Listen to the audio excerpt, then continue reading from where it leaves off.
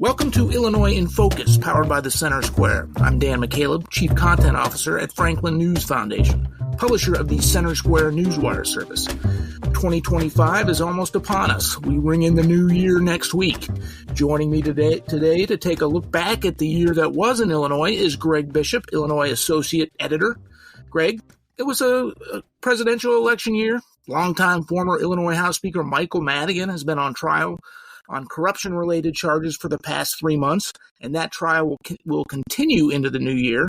It's been a year of courtroom drama over challenges to Illinois ban on more than 170 semi-automatic weapons, and those are just some of the headlines. Greg, it has been a newsy year, and you and your team of reporters here in Illinois have been all over it. Where do you want to start our 2024 recap?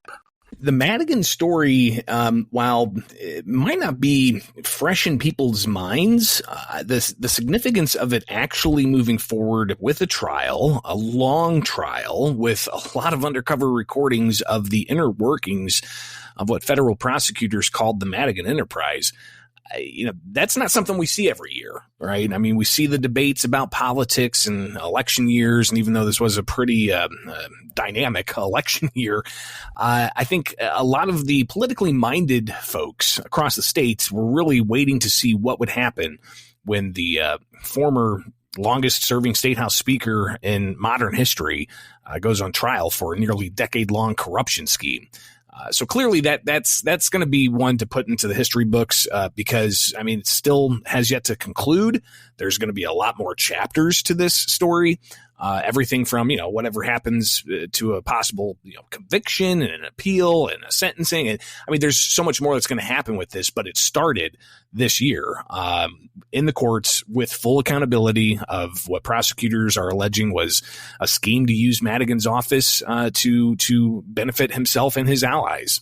Greg, I want to give a shout out to the Center Squares and Illinois News radio networks, James Telemonte. He's been tirelessly reporting this story from the federal courthouse in Chicago every single day with an assist from the Center Squares' Brett Rowland. Of course, Jim has told some pretty funny stories about the goings-on with the jury. He greets Madigan and co-defendant Michael McLean as they're walking into the courthouse every single day, getting them on video, saying hello. They've opened up a little bit, say hello back, and some other things. But anyway, Jim has been tirelessly pursuing this story. Thank him for that. He'll be back in the courtroom in January. The trial resumes January 2nd. Is that correct? Yeah, they are off for the Christmas holiday and the New Year holiday, and that's after they took in 12 weeks of testimony. The prosecution laid out their case. They brought in hundreds of files, from emails to wiretap phone calls to undercover video, highlighting conversations about setting up jobs and contracts for Madigan's law firm, looking at how they can go about developing certain parts of downtown Chicago and getting little to do nothing appointments to state boards and commissions. All of these things just piling up. And the reporters in there, including our own Jim Talamonte, obviously being inundated with information with all of the recordings that have been presented. But the jury as well. I mean, they've got a tall task here. Yes, the prosecution's wrapped up their case, and even Michael McLean's defense has wrapped up their case. It's now Madigan's case that begins in his defense. And that's already started, but then they took this break for the holidays to allow for the jury to spend time with their families, to allow members of the media to not be stuck in court from 8:30 to 5 o'clock, if not later, every day. So when they come back, the jury and reporters, just like our own Jim Talamonte, are going to be wrapping up what the defense says is the case, propping up Madigan, saying he's not guilty. And then they'll have to take all that into consideration. all of the testimony that was in court, all of the recordings that were presented, all of the instructions from the federal judge who's been overseeing this for the past 11 to 12 weeks. And we're still not out of the woods in this, Dan. As I mentioned, I mean, yeah, once whatever verdict comes out, the fallout from that will start a new chapter in this ongoing saga. And Speaker Madigan, having been the longest serving state house speaker, what happens in the courtroom, a big question, at least I've got being a reporter at the State House, is how does this translate to legislative action to curb this type of corrupt behavior, alleged corrupt behavior that impacts taxpayers? We have yet to really hear those conversations at the State House, Dan. I don't know if people just want to let all the dust settle so all the facts are on the table, including the defense, before they actually start piecing together what kinds of accountability measures they can have for not just legislators, but legislative leaders. Those who control the chambers, the House Speaker, the Senate President. You know, what's the fallout really going to be when it comes to public policy, making government better for taxpayers? We haven't yet to see those conversations. So I think, again, this is why the Madigan saga, if you want to call it that, really is, you know, the top story of 2024 for the state of Illinois. I can't agree with you more, Greg. Republicans for years have been calling for reforms at the State House. Of course, Democrats have supermajorities in both chambers, both the House and the Senate, and they've been resistant to widespread reforms. Just to summarize the Madigan trial, as you mentioned, Greg, it is complex, and jurors in this trial do face a tough task determining guilt or innocence. We're not there yet. We could get there by the end of January, maybe not even into February. But to summarize, the crux of the charges are that Michael Madigan, as Speaker of the House, and his co-defendant, Michael McLean, conspired with two of the state's largest utilities, ComEd and AT&T Illinois, to get favorable legislation passed through the legislature in exchange for no work, no show jobs for Madigan's some of his top allies. The prosecutors essentially say that's bribery. Madigan and McLean, who both had pleaded not guilty, say that's just normal lobbying or whatever. So regardless, jurors have a ton of evidence that they're going to have to weigh through it once Madigan gets done with his defense, and I wish them the best.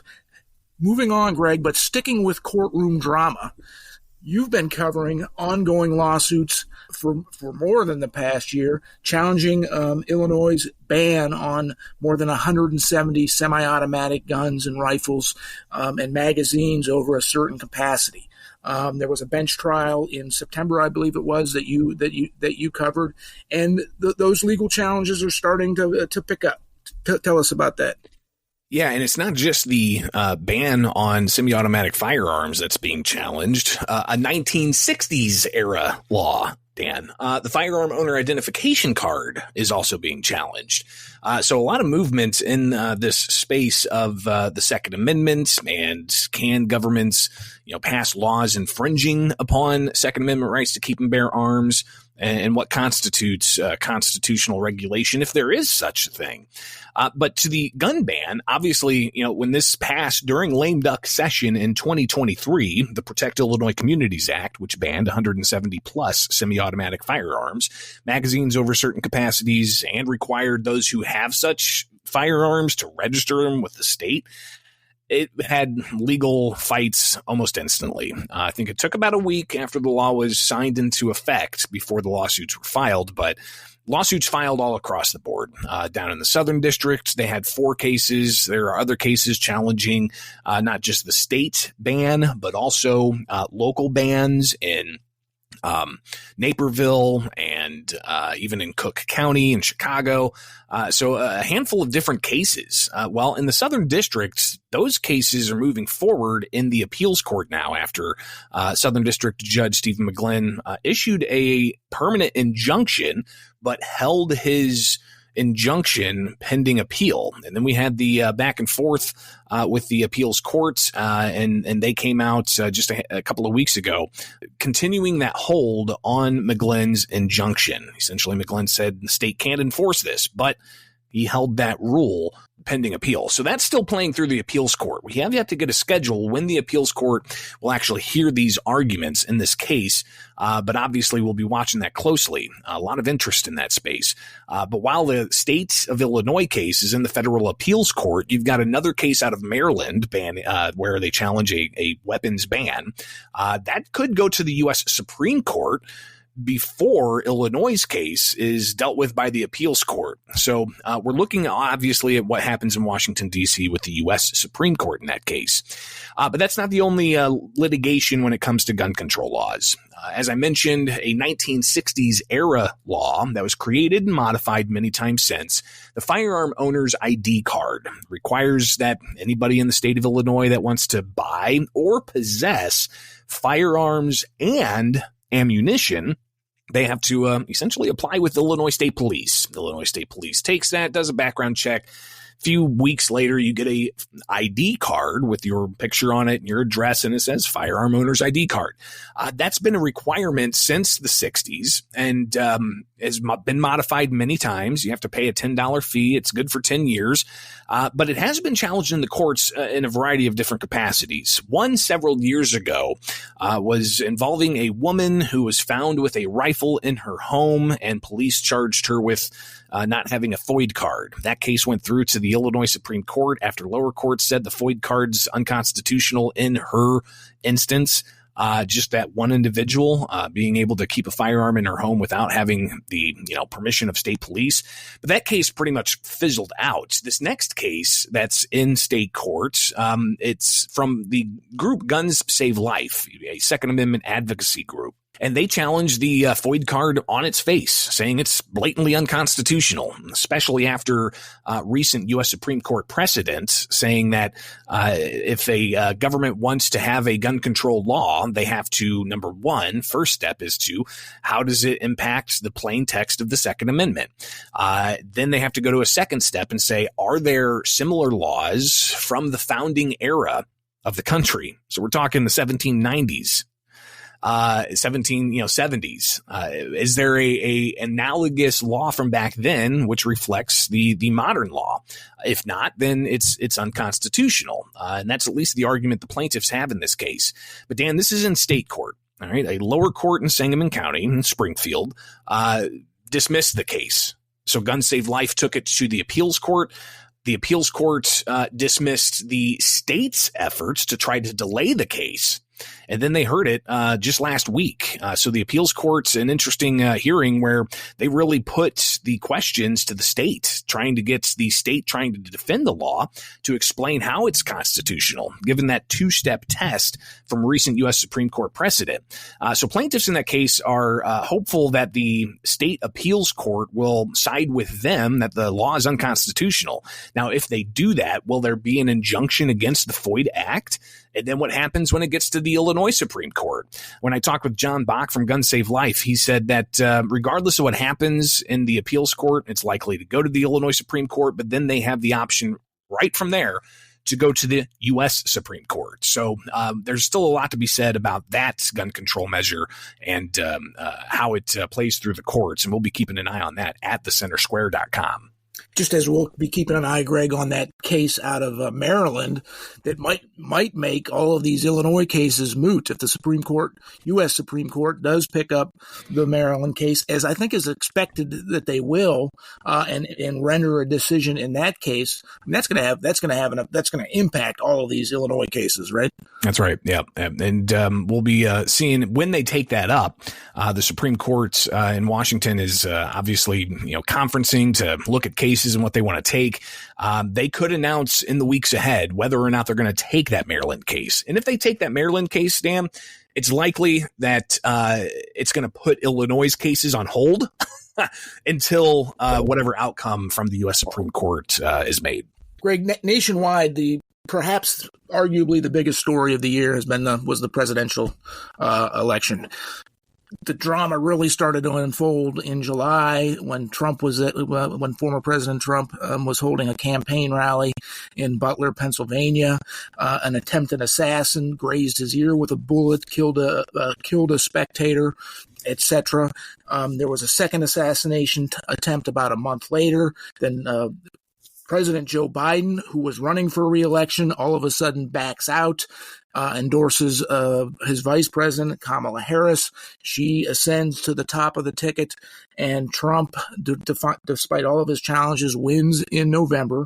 Illinois voted for Kamala Harris, although more people voted for Donald Trump this year in Illinois than they had in his previous two elections, and Democrats maintained supermajorities in the Illinois House and the Illinois Senate. But the presidential election is going to be impactful in Illinois, in part because of Trump's policy positions. Tell us more about that. Well, yeah, and just to kind of step back a bit during the entire presidential cycle that we've had this year, recall how much Illinois was making headlines with Governor J.B. Pritzker apparently dipping his toes into possibly being Harris's pick for VP. So there was a lot of speculation around that, and it led to Pritzker having to answer that question over and over again if he has, prospects for higher office.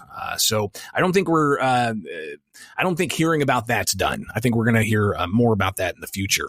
But clearly, Illinois being a state that has Democrats dominate not just the state house in both chambers, but also they have both seats in Congress for the U.S. Senate, and they have the majority of the seats for the U.S. House of Representatives from Illinois.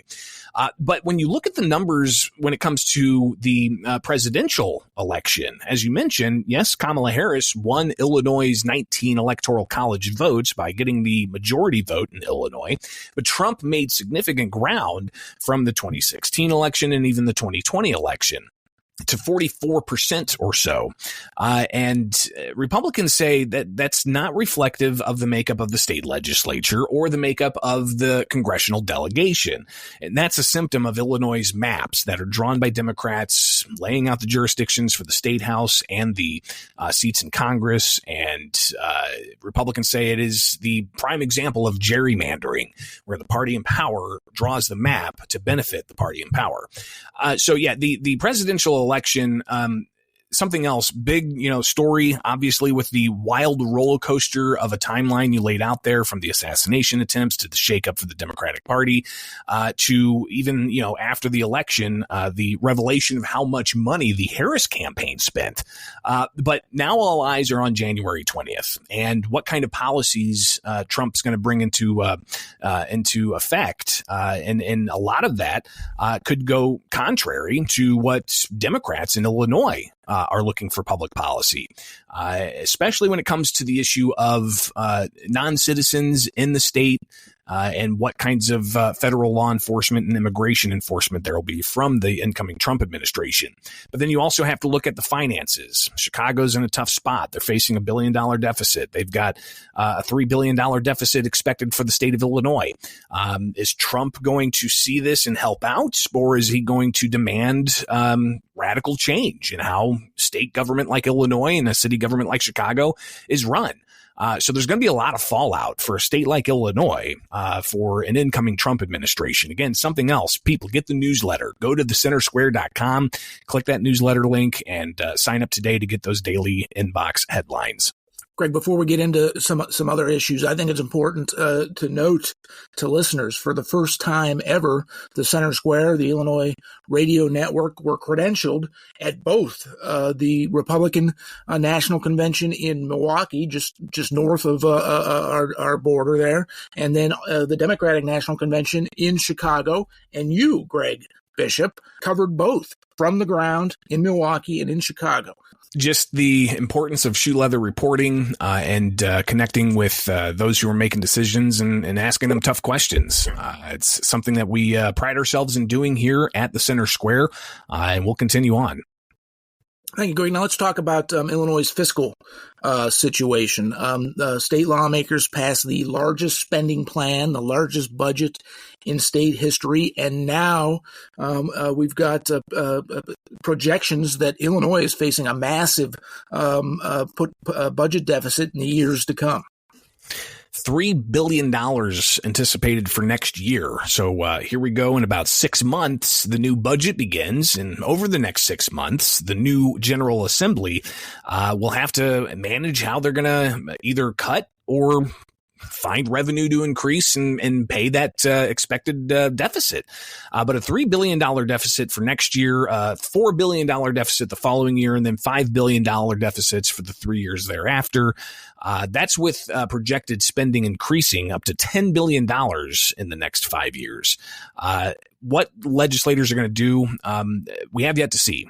Will they ask for taxes on services to be implemented? Right now, Dan, state of Illinois does not have a service tax. That's been talked about before in the past. Will they revive that? Will they try to do another attempt of the progressive income tax? These things are obviously unknowns at this point, and we'll be watching what happens when they return for General Assembly action in January.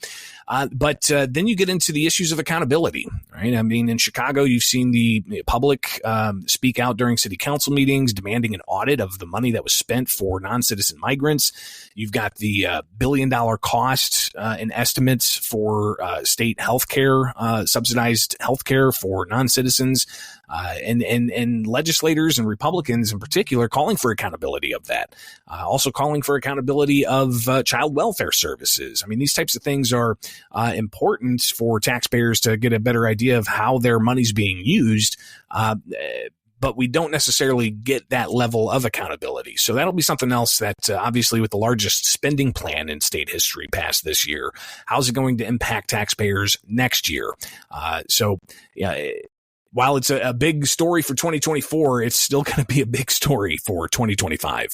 Yeah, and we'll be, as you said, we'll be holding lawmakers accountable, particularly if they're looking to fill any budget gaps with tax increases. Illinoisans already pay among the highest taxes of any state residents across the country, second highest property taxes, among the highest sales taxes. There likely is going to be an effort to institute either a millionaire's tax or another effort to institute a progressive tax. The state's constitution currently guarantees a flat tax, but there was, former Governor Pat Quinn led the charge to get a non-binding resolution on the ballot that was approved. That was a majority of voters said they were in favor of, and that's to institute this millionaire's tax.